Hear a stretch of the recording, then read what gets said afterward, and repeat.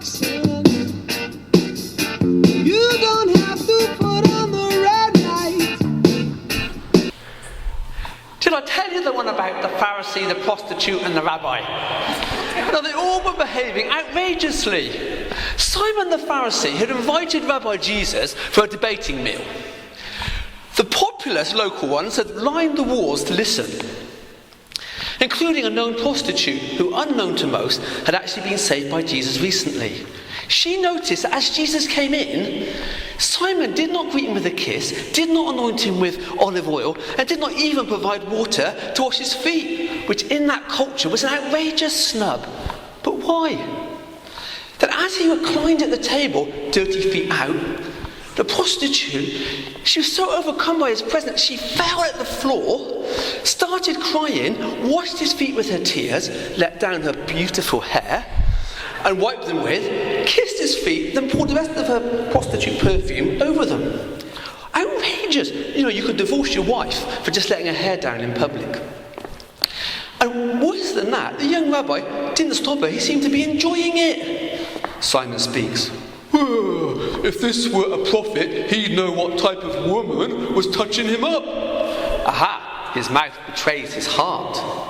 Because Jesus had just resurrected the widow's son at Nain, and everyone was saying, this is a great prophet, and Simon wanted to disprove him. Then Jesus speaks. Always a wonderful moment. And he says this parable about a moneylender who had two debtors, one who owed him a month's wage, one a year's wage, and he forgave them both fully. It's clever because the Hebrew word for sin and debt is the same, and all three of them are in the parable.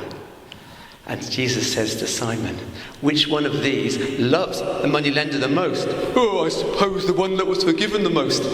Exactly, Simon. I came here, you didn't greet me with a kiss, you didn't anoint me with oil, and you didn't wash my feet. And in every way you have let me down. This woman has magnificently compensated for you. And she was sinning outside the law, and it was visible to everyone.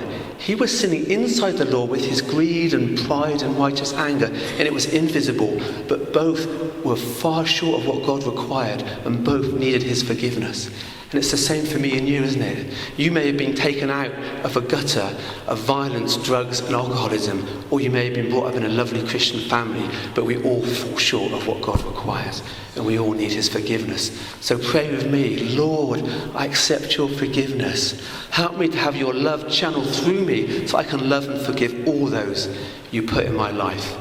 Lord, help me to love with your outrageous love. Amen.